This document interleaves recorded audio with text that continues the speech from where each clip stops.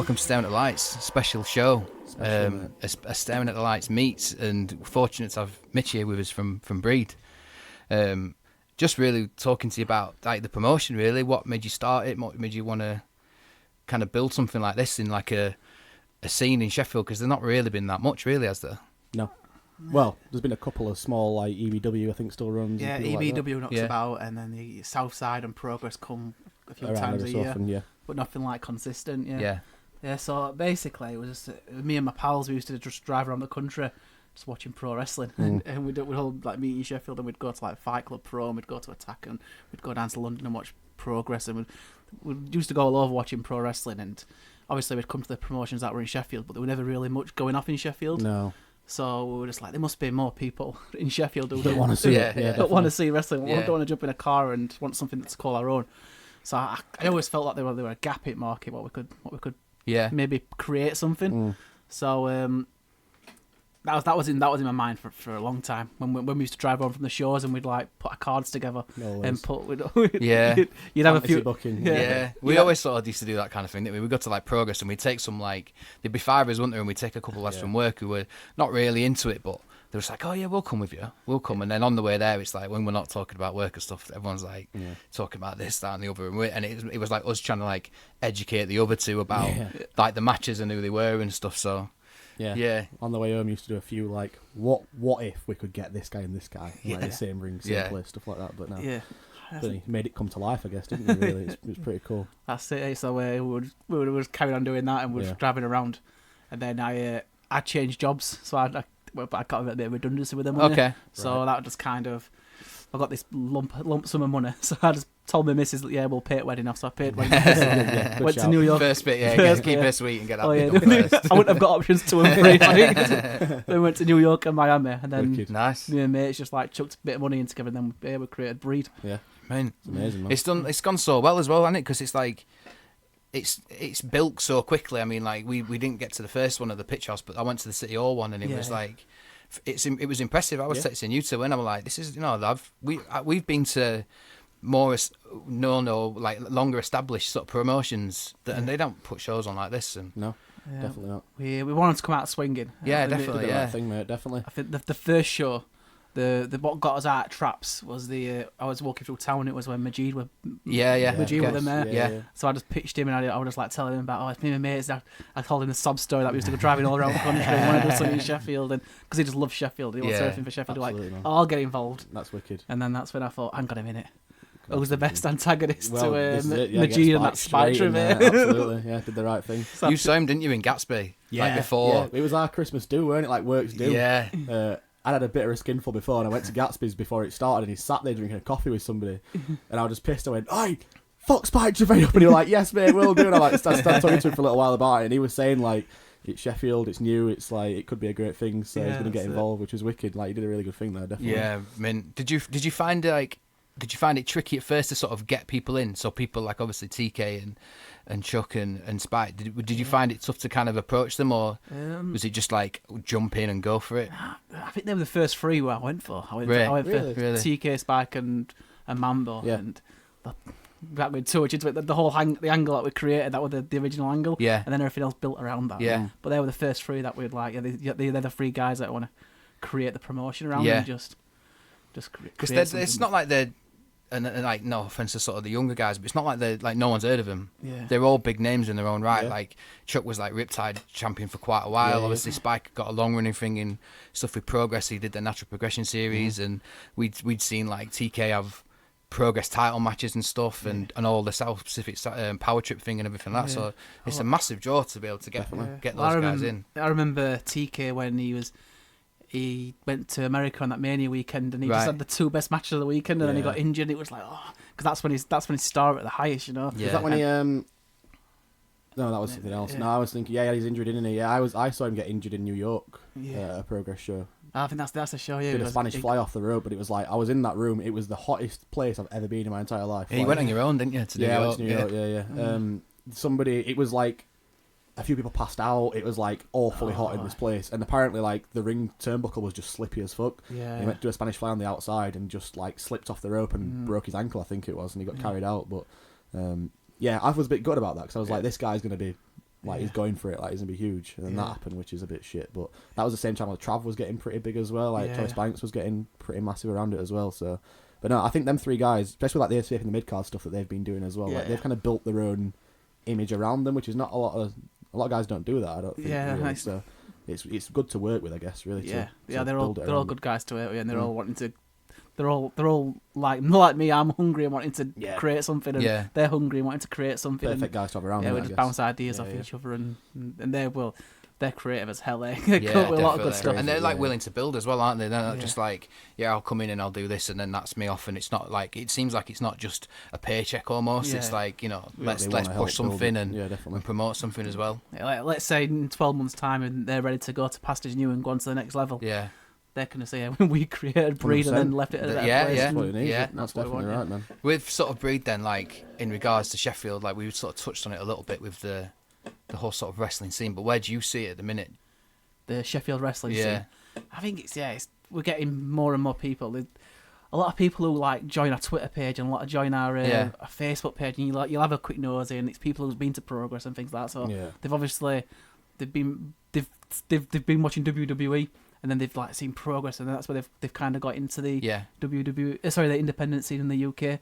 So it's just I think it's getting, because a lot of people watch WWE and that's it, and they don't even watch NXT. They just watch WWE. And that's Raw, SmackDown. That's done. Yeah, and it's just getting them people to be like, oh, there's more out there. Yeah, it's like kind of educating them about that alternative. I was like that. I was massively into it in the sort of the 90s and stuff, and grew up with it early 2000s, and then I had a long period where I just fell away from it, and it wasn't really until sort of getting to talking to Ethan and Tom at work that they got me back into it. So Progress, like 2016 was like the first Progress I'd been to. It was probably, I think it was the first live wrestling show I'd been to as well, and then that just like opened my eyes to go into. Then we went to like Ring of Honor, we go to Defiant, obviously Breed shows and that. So like that's what we want. Yeah, that's what we want. I remember we were talking a while back, weren't we, about how it's a little bit like the sort of Sheffield music scene was. Early 2000s. So we were kind of in the Sheffield music scene back in like mid 2000s, and we came up with a story about how just after the Arctic Monkeys broke out and became famous, suddenly the Sheffield music scene just caught on fire because there were lots of people who were like, hang on a minute, Arctic Monkeys from Sheffield, I'm from Sheffield, I can be a rock star. And loads of people just got in rock bands, and the Sheffield music scene just blew up in that kind of era. And I think like a lot of people are speaking now about how the British wrestling scene's dying, or everyone's getting called up to WWE or AEW, and there's nothing left. But I think if we're linking it to Sheffield music scene, the real boom is about to happen. When more people. I think so. I'd agree, definitely. When more people, if Pete Dunne walks out in WrestleMania next year and has a big match, and people can see that and just go, this is where he came from. You want to get involved? I could have saw him at Sheffield's Auto Academy a year and a half ago. You go back to the source, don't you, and just think, where's 100%. Where's it coming from? My first Progress show, I don't remember what year it was, but it was at O2. It was Zack Sabre Jr. against Pete Dunne in a 60-minute match, fight for the world title, something like that. That was when Pete was holding the Progress belt. Yeah, that was his first belt, first defence. That was one of my first shows. It had like Adam Cole against Will Ospreay, like just a ridiculous show. And like I remember watching that and thinking similar stuff, like this guy's gonna go to WWE. There's no doubt he's gonna be there soon. And like when he does, what he's left behind is like is fucking, it's ridiculous, really, when you think about it. But, like I feel like you guys are doing that. Like, and you're saying like it's ready to explode. Like, I definitely think it will. And people, we've been saying from the beginning, we want to build a scene. We don't just want to put shows on. We want to get people out off the couch and supporting independent wrestling. And you see that in some places like your Cardiffs and your Wolverhamptons, and you see like your Londons. People have got into indie wrestling from these big wrestlers. And we just want to grow that in Sheffield. I think that's the thing, when people like, you sort of talk about like Adam Cole and stuff, when people look into him and then they might research him and then go back a bit, and 18 months, 2 years ago he's doing Sheffield Academy and he's doing a Progress show, and it's the same thing. It's just if people just went back and looked a little bit more, you just find that other thing then, like Breed, like Progress or whatever. But people have got to be like willing to get into it now. It's like the casual fan wants to see the Pete Dunnes, the Adam Coles and stuff like that, but them guys exist right now on the UK scene, but because they're not a massive name, people don't know that they're around. And it's like if you got into indie wrestling now and look back and was like, oh my god, I could have seen Adam Cole wrestling the O2 Academy like 2 years ago, but I didn't know. He was like, well, yeah, just go to your local shows and you will see guys like that, and then in 2 years' time they'll be massive, and you think, I saw them in like Picture on Social or whatever it is. Bring it all back to music. Like Exactly. I used to put gigs on in Boardwalk. Yeah. Nice, yeah. So I used to do like once a month. I used to put a gig on in Boardwalk Amazing. and put Sheffield bands on. And the main selling point for people who come in was like 3 years ago, Arctic Monkeys were playing. Yeah. So I want to come and see what could be the next thing. Yeah, it's a big thing. So it brings it all back to that. Definitely, man. How do you feel it's kind of going with Breed in terms of, obviously you've been running pretty solidly, haven't you, really, since it started? You've not missed any months or anything like that I can think of. I came out swinging, saying I was going to be on a crusade to bring the best wrestlers in the world to Sheffield every single month. And luckily, I've got a high work ethic anyway. Of course. If I don't work hard, I just end up not worth doing it. End up listening to my missus talk about wedding dresses. I don't want that. Because there's a few of you involved, isn't there? There's like it's not just yourself that does it, but it looks like from the outside, it looks like it's a massive team of people. Yeah. So luckily, it comes across that way. Two of my mates who were on it with me, they've got a production company, so they've done short movies for years. Oh, brilliant! So they do all my promo work. Yeah. So you're laughing. They call them Happy Fingers Productions, but now it's called Happy Finger Lock Productions. And they're trying to do some more wrestling stuff. Like And then we've got another guy called Ante who he does up shows for us. And we've got a guy called Davey who is not really involved, but he's the one who drove me around the country, and he's the one who I talk to about ideas, and he knows bits and bobs. But I've got a few people around me. It's good. It sounds like it's a good, close network as well, and it's everyone's there for the same thing, aren't they? They're all like. I think it'd be tough to do on yourself. Passion. I don't think it'd be. It'd be very hard to do. I bet it's doable, but I think what gives us a chance is the promos. The promos. That's everything, isn't it? We've got got a lot of material to sell tickets on and get people engaged 100%. With storylines, and I don't know how to do without them. What's the biggest challenge you have? Biggest challenge? There's a couple. There's negative feedback's always. You want negative feedback because you don't want to put yourself in a positive echo chamber. No. But sometimes it can cut deep when you have grafted. I can imagine. You're just like you've spent every week on it. 100 hours a week doing both jobs. You're like, but it comes with the territory. You can't expect everything to be positive, and you've got to learn from the negative comments. But then it's just the hours. It's the hours. A lot of hours into it. It pays off though when you're like. I bet when you're seeing it happen in front of you, and you're like. I've done it. Like, this is it. I remember one of the proudest moments after that first show when it finished, and then it all went down, and I bought 2 beers and sat in bath and just relaxed. And then day after, I got the footage through, and I just watched it all back. And I'm like, I could be 80-year-old and I could put this DVD on, and 100%. Like, you've done it. It's you, man. Nah, it was really cool. And like you were saying, like I wouldn't say considerably young because I don't want to make you feel old, but I wasn't around for like the original music boom in Sheffield. Like I was probably. You were about 10-year-old. 4, 5, 6, maybe when younger around. then, yeah. That makes me feel a lot older. Right? Sorry, mate, it wasn't intentional. But no, it's interesting to hear you like relate it to that because I do see a lot of similarities in it. Like, 'cause obviously I'm a massive fan of music. It's like looking back, it makes a lot of sense, and it's like that's why you should be fully up for going to these shows and like seeing these new kids because. Like, you've got to see the Resurgence title and stuff like that with these, like young kids coming in, like the New Breed and things like that. And like a lot of them kids are amazing, like, they're really fucking good. Such a cool name for like that kind of the New Breed title. It's such a cool name. We're always going to call Breed Pro Wrestling because I wanted to link in the New Breed for a junior division. Really clever. And because I like football as well, and there's nothing more exciting than football. Sheffield United. Good luck. All right. About to throw you out, mate. But there's nothing more exciting in football than seeing 18-year-old come from academy. And this kid could play for England. There's nothing more exciting. Yeah, when David Brooks got called up, it was like, this is it. This is the best thing in the world. Yeah. Like, no, it's the same thing. So who's the champion right now? It's John Nelson. Yes, which is he's really 16. Good. I thought he's 17. He was 17 yesterday. No, is he? I thought he was like 18 or 19. I didn't know he was like young. It's quite depressing. Isn't it? It's a little bit what have you done with your life? life? What have I been doing? Honestly, out of my 5 best matches in Breed so far, I think he's in 3 of them. Really? He's just incredible. I think Ilya Dragunov and Chris Ridgway were obviously that was amazing. That match, that was unbelievable, wicked match. Yeah, and then just to sort of seeing Joe Nelson's progression, through the tournament and his matches, and then he had a class one with OJ Moore last week, which I'm going to release that video probably when I get home after this. But he's just incredible, and different caliber in it almost. And you're in wrestling, you're only as good as someone who you're in the ring with. So absolutely, there's someone the age limit on the New Breed is 25 and under. But I didn't know that. That's pretty interesting. I like that. That's a good idea. So OJMO was probably the oldest person. He was 24. Right. But the rest of them are still like between 16 and 21 in that kind of age bracket. That's mental. Is he from Sheffield? John Elson's from Wakefield. Okay. So he's not not too Very far. local then, yeah. Shaky Waker. Yeah.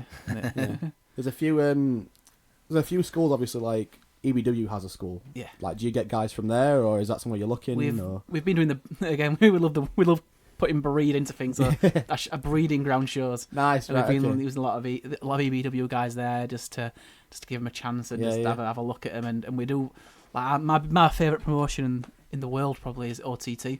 Really I love Have you been to a show? Yeah, I've been to a couple. We need to get. Keep meaning to it We all. keep saying we're going to do it. We just never do it. We can always do that like Alan Partridge line of like, you keep saying hey, it's only £49 on the plane. We're like, I think that's what's putting me off. That's what's putting me off. Yeah. Some of the promo work that they do is like unbelievable. Like that David Starr, Jordan Devlin video. The hype thing about that, then they went on to face Waller was some of the best promos that you see come out of OTT. I could try and back up my theory about the boom after the star's gone. Right. So Irish wrestling, it was in a great position when OTT were in its like first 2 or 3 years. But then Finn Balor went to WWE and started getting a main star. Yeah. And then now you're seeing lots of kids who are like between like 18 and 20. Like we use them same all. thing. Scotty Davis, Molden Harper, all these guys that we're using. And they must have been inspired to go into wrestling school by seeing Finn Balor on the TV. Man, definitely not. No, and then the people come through the door, and that's what makes it grow, you know. So 100%, man. No. It's mad. Like you look at like people like Scotty Davis. Like he had a match with Liger. Do you know what I mean? Like and went over again as well. It's crazy. Like they've pushed him to the moon. The talent. I can see why. Yeah, he's really good. Joe Cabrera don't get many things wrong, and Scotty Davis. I knew he was good when I brought him over in February. Yeah. But then every month again, he's been coming back. He's just. And you obviously you've had more than hype and stuff like that. Yeah, you've had more than hype. They're like really good as well. Ireland's making some big boys, aren't they? Yeah. Even the women, they've got Raven Creed and they've got Debbie Keitel. Debbie Keitel, Martina as well. Yeah, obviously coming all through them. It's crazy because like a lot of the guys that like I saw at the show in February, you think where they've got onto like Gene's in now the natural progression thing. OJMO's in there as well. Martina's had an NXT tryout and stuff. It's crazy and. You know, cool. Not long ago they were at a breed show and you were like, fucking hell, these are great. Shows you how fast it's moving though, doesn't it? Like, does that worry you a little bit that like you might like be building a massissive storyline, then you're gonna get a call saying, "Yeah, I'm going to America." We've had a couple of hiccups with things like the women's tryout the other week. 'Cause I had 4 women in a tournament for the last show, right? And every single one of them pulled to it, pulled to the tryout, and I'm just like, here we go. What are we going to do here? So you had to. I guess it comes with territory, doesn't it? I guess really, but that would worry me a lot. Like if you're building like your year-long storyline around 2 guys, and then one of them gets pulled away. When I first started, I spoke to Josh, who runs Riptide, and I was like, any advice? I'd love to know all advice you can give me, and he would give me some advice. And the main bit of advice was, don't book too far in advance because you've got to think on your feet, and you've got to. We see it happening a bit more now than anything. Like, especially I get like progress of like building new guys and stuff now, but for a few months when.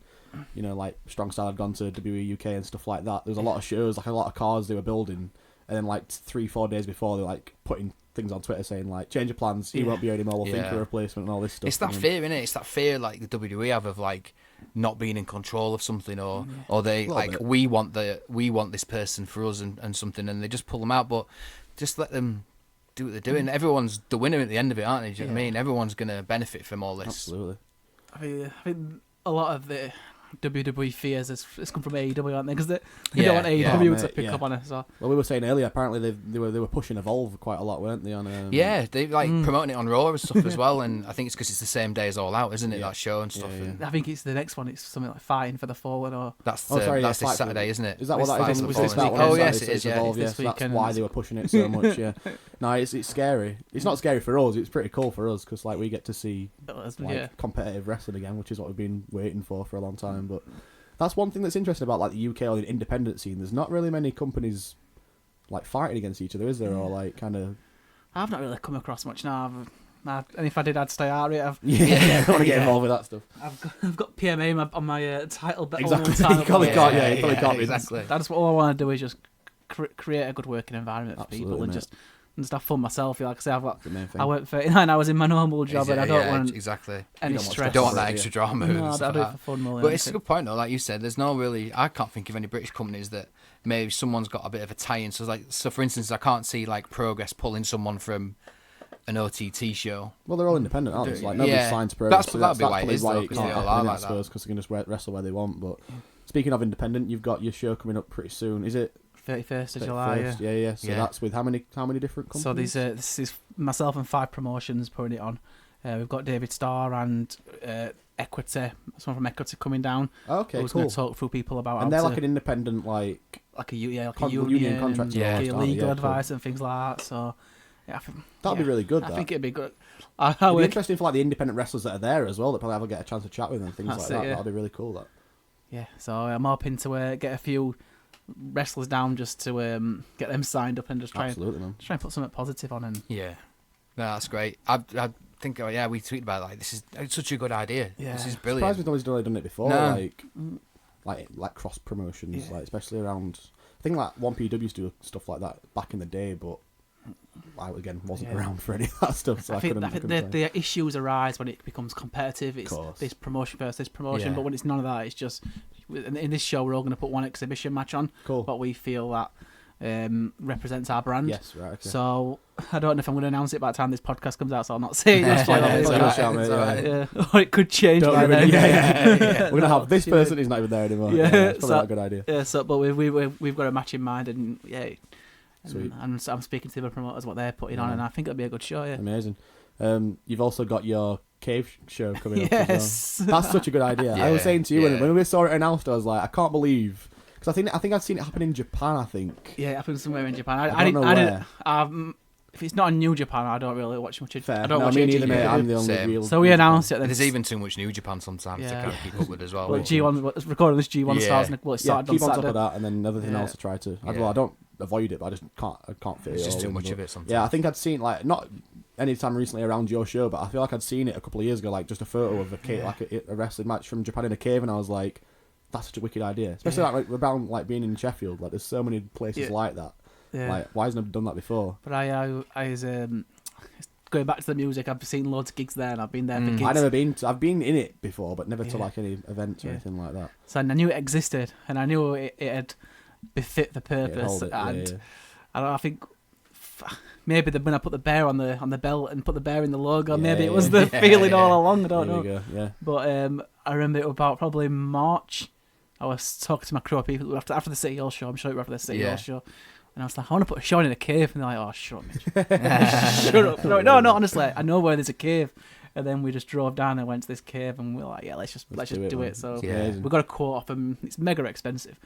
But worth it though. But we were saying it's really, great business sense and all, because we were saying like I've seen a lot of wrestlers that were like quote retweeted being like, I want to wrestle. Yeah, like Chris Brooks was like straight on it, wasn't he? Like, get me involved. I want to be in that. And because you would, wouldn't you? Like, if you're an independent wrestler, I bet when you get to the end of your career, the best thing you can say is like, I wrestled in a parking lot, I've wrestled in a gym, I've wrestled in a cave. Like, it's just like the thing to like add to the resume. I'm like, that's such a good idea. I think Chris Brooks tweeted it and he got like 100 retweets and comments. And he's like, you can't say no now. I have to book him. But luckily, I had more than hype versus question mark.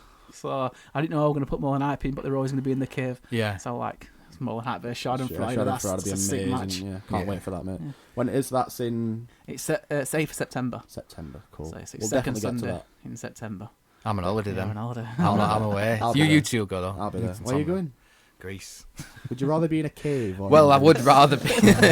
Yeah. Where would you rather be? That'd be wicked. Like a bunch of like British wrestling fans in a cave shouting really loud. I think we've got like 100. It holds 500, and we've got like 100 tickets left. Amazing. Yeah. So it's like. I was going to say it's selling so well, isn't it? I think it's most all the front rows gone, isn't it? I think we've only got the 4th row on back now. Is that so? The first 3 rows have sold out. Yeah, that's wicked, man. But you've got buses on as well, haven't you? Like running up and down. Yeah, we've got a bus from Sheffield train station and Manchester train station. Well, it's from Manchester Soup Kitchen. I got told from one of my Manchester buddies that when he goes to some dance festival in Manchester, what do you call it? Is it Part Life? Part Life, yeah, maybe. Or maybe warehouse projects, maybe. Something that it always picks up from Soup Kitchen. So I'm like, we'll do that. Do that as well. Because the local community will be like, man, absolutely. I'm used to that. Support it all. So that'd be wicked. I'm really looking forward to that. Yeah, some exciting stuff going on. Definitely is, yeah. And it's great that it's all, okay, well, for Sheffield It's all in lads, it's great Sheffield, that it's yeah. all coming from us, you know. You got to be a bit biased, don't you? Like, That's it. You want it to be in your own town, don't you? It's wrestling. It's very. I did it for a long time. It's a hobby, but it's kind of a hobby that you keep to yourself. You don't really. Absolutely. I remember when is.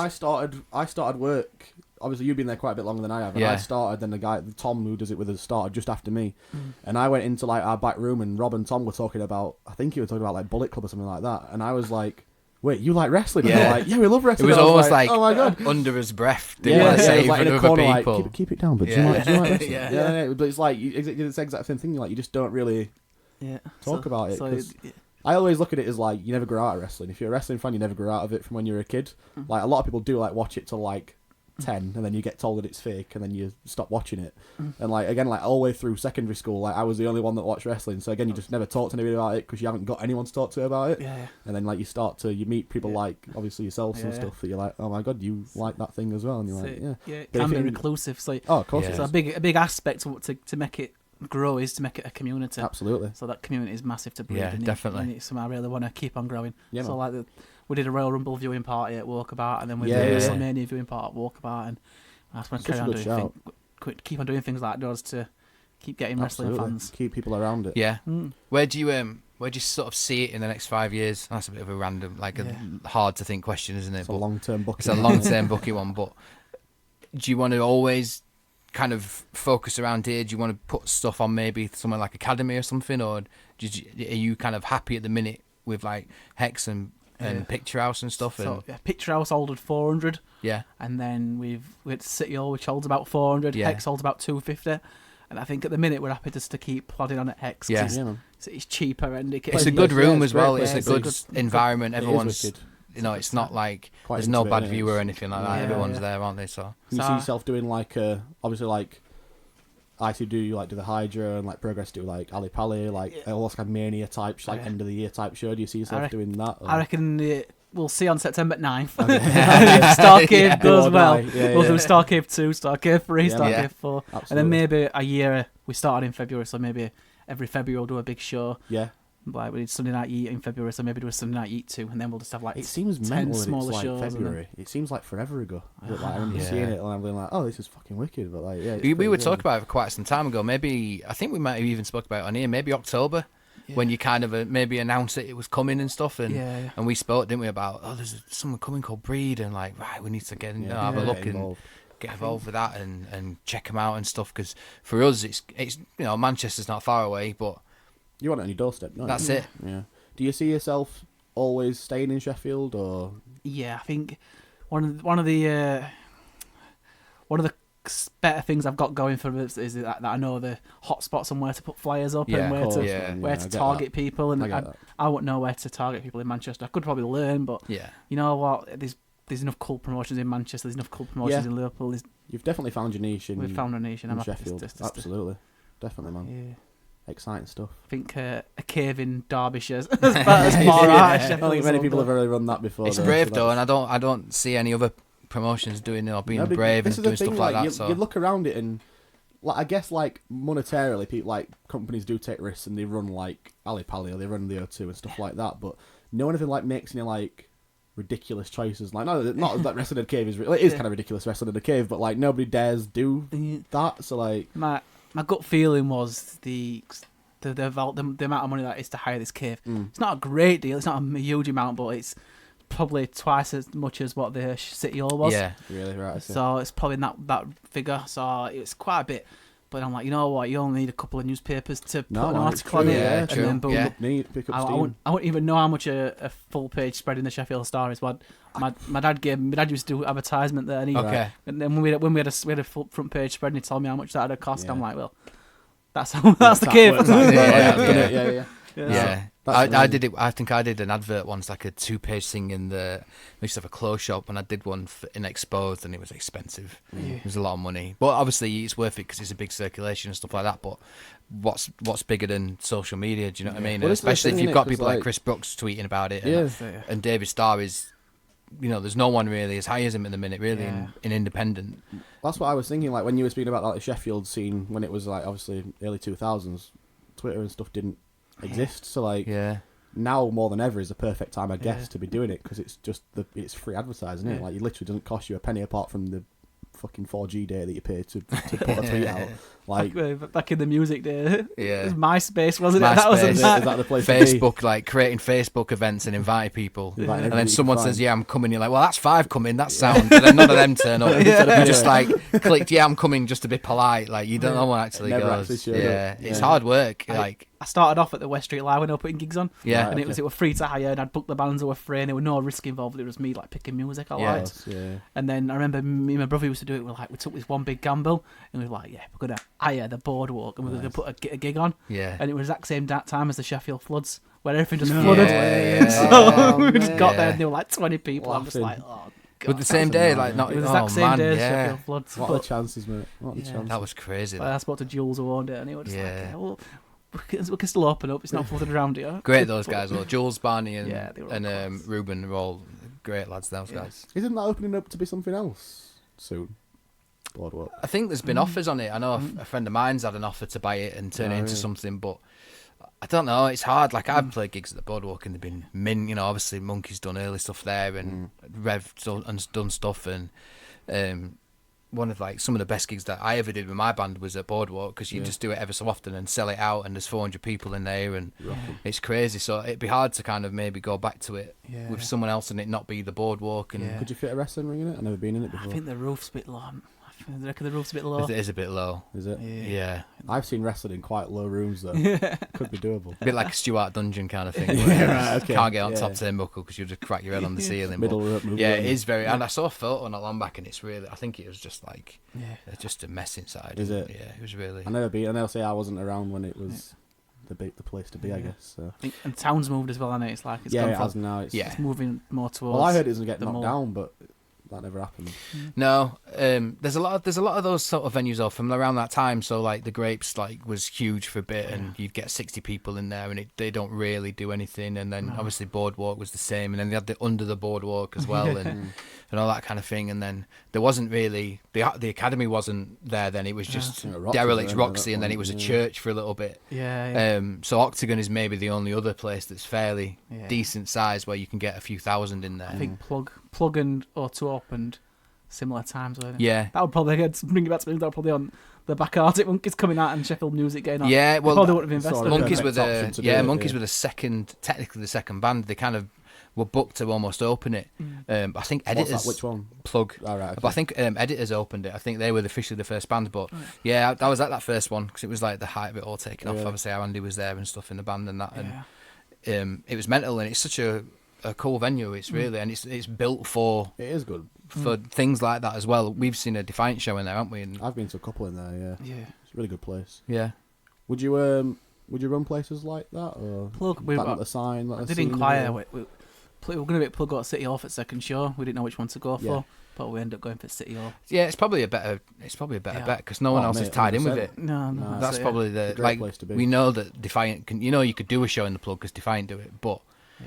no one's done one No one's that we know of in It there. kind of fitted into Well, the apart the from, first like- show in Picture House, and Yeah, man. so it kind of fitted into the Yeah. oldie world 1920s era, like all the Yeah, it's a good. architecture. There was a lot of like World of Sport back in yeah. the olden days in City Hall and places Yeah, like that, weren't there? it's a So good sort of aesthetic as well. I like that sort of the ring is at the end Yeah. and everyone I sort like of sits stage around the shows front of like it. that. NXT do a couple like that across America. Like they have the state, like the ring on Yeah, the stage. there's a and place in stuff. San Antonio that they do that's like a theatre. Yeah. It's a very similar thing, but no, I like that, and I like that that's the look. I'm guessing the cave will be something similar Yeah, on it it as will well. be, yeah. Like It's like, everything's at the end of it, and yeah.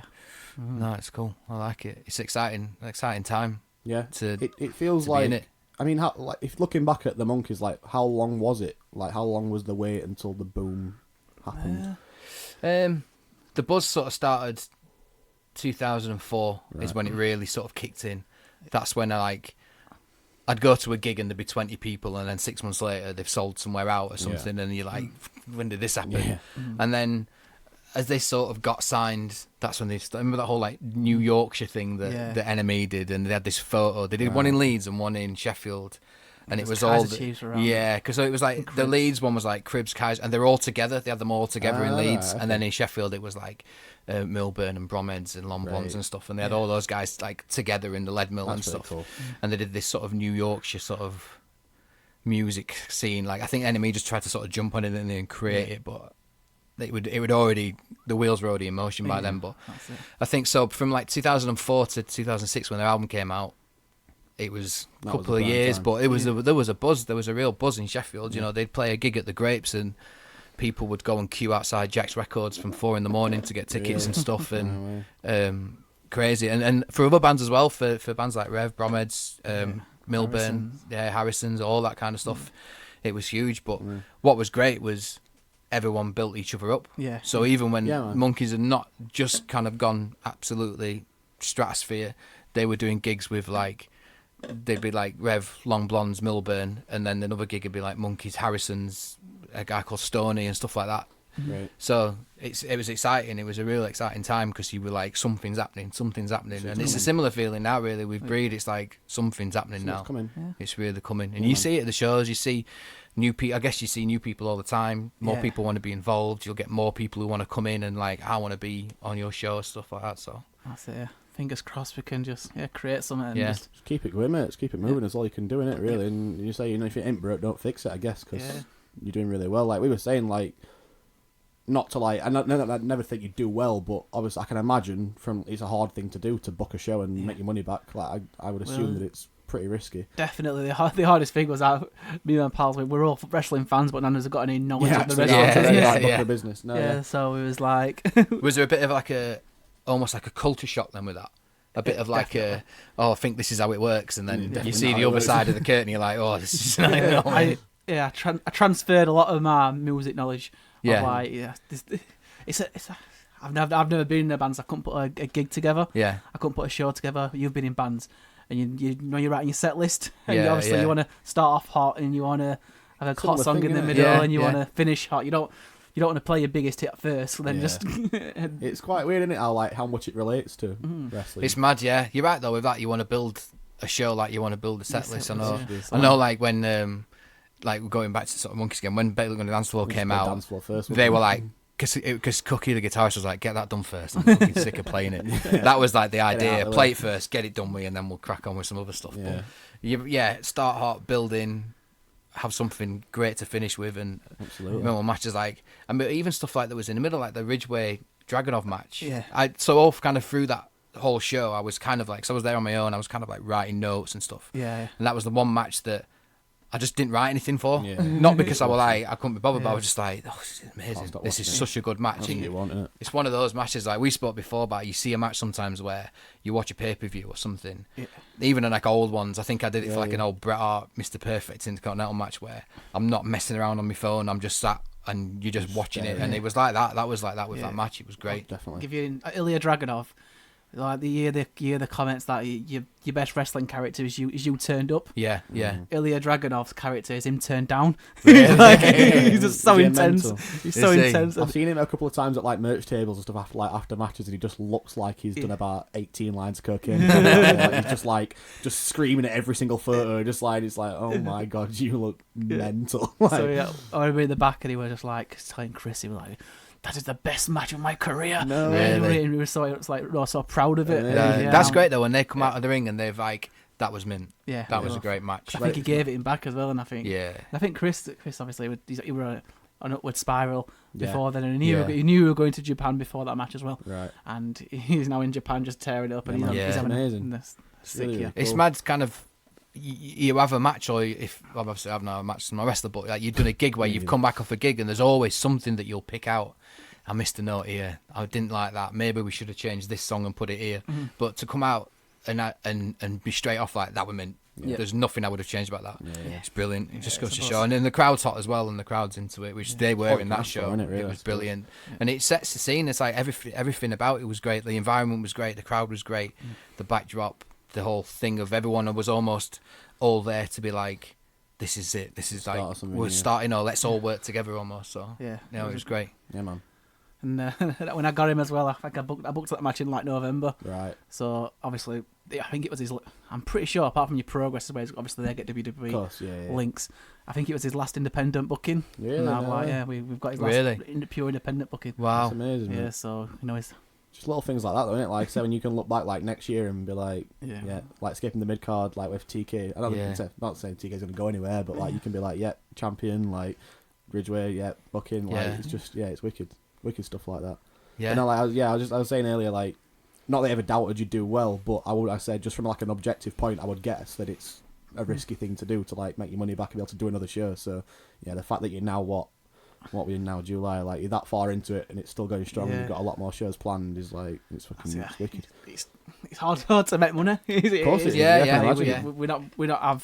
I'm having to fund a lot of it with the redundancy. Yeah. But eventually, my belief is eventually it'll start paying. Of course, for itself, and if it gets to a point where you're almost like doing it for yourself, aren't you, as well, and doing it because it's what you believe in. And like, I mean, we sometimes we do. That's why we do this. We never started this podcast because we wanted to be like sort of like what Football Ramble is, where everyone goes and listens to it and all this, and this is what we do. I mean, it'd be great to do it as a bit of a living, but if it were your job, of course you would. But we never set out for this. We just like, we all like it. Let's go and talk about it, and then whatever happens. I think I text you, didn't I, ages ago, like saying just had 1,000 listen or something to the podcast since we've been doing it, and you're like, don't mind if no one listens to it. No, we enjoy doing it. It's for us, really. It's just for us. But like I say, like obviously, this only cost us what, like 100 odd quid to get up and running. So like, fronting the show is much more expensive than that, and it's a bit different. But if you're liking doing it, mate, what does it?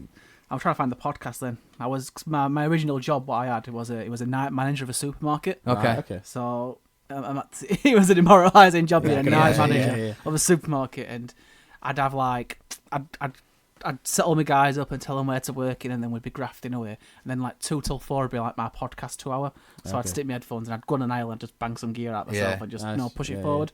And I listened to a podcast, and I can't remember what it's called. I'll try and find it for your show notes.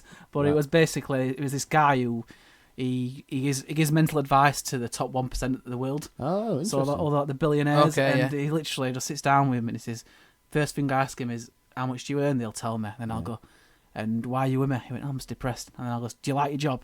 And then they'll go, no, I hate my job. And he goes, if you spend 40 hours a week in a job, that's like half of your waking life. Absolutely. And if you don't like that job, you're screwed. Yeah. So then when the optional redundancy came up, I'm like, yep, do this, and then run with it. I'll just get a job that I enjoy, and then just do breed, and then follow my passions. Yeah, man. Absolutely. It's going strength to strength, mate. It's great. It really is. And it's great to see it as well, and just see it grow and grow and grow. It's been great. Yeah. So this will be out in a few weeks, couple of weeks. Yeah, hopefully. So like, what's coming up pretty soon for you guys then, so we can push it out for you? So we've got a show on the 31st of July. Cool. That's the independent show. We've got a couple of promotions in with us. We've got like Resurgence in with us. We've got Soul from London. Nice. We've got a couple of others. We've got Clash. So they're all coming up, and we're putting on an independent show. Then after that, we've got a show on the August the 18th. Cool. And that's called It's Not Murder, It's Just Genocide. Nice, yeah. So we've got a member of the Makers lyric in there. Really like that. And we've got I can't say what's like the headline. Fair enough. No. But one guy's definitely in, and the other guy's 50-50 because he might have something going off elsewhere. But if I can get that other guy in as well, the main event of that card's just going to be. It'll be up there with Ilya Dragunov and Chris Ridgeway on the other side, and in Hex in a 250 capacity event. Excited for that. So we've put it this way: one of the guys is Rampage Brown, amazing. The other guy is someone else. Cool. And they're just going to die. It's going to be so good. And then after that, we're having 5 weeks off, and then it's the Cave. Amazing. So we've got the Cave show straight after. Yeah. So it's 3 weeks after that. It's the Cave actually. Yeah. So it'll be here before you know it. It will. It'll fly around. It's not to worry you out, man. Not to put any more stress on you. Yeah. It's strange. It's when you see someone and they're like, so our next show's in this, and it's like, that's ages away, and then you realise it's going to be here. Flies around, That's it. Scary, getting quicker. Yeah, man. Nice one. Nice to have you though, mate. Thank you for coming down. First inaugural guest. First ever guest we've ever had on the podcast. Might be his only one ever. Well, I've done most of the Sheffield podcasts. I'm trying to tick them all off, and I'm happy to stay in touch with a lot of you and just keep on floating on you with these Sheffield podcasts. Of course, mate. We'll always be around. It's great. A lot of the community and building. We like the thing that we did.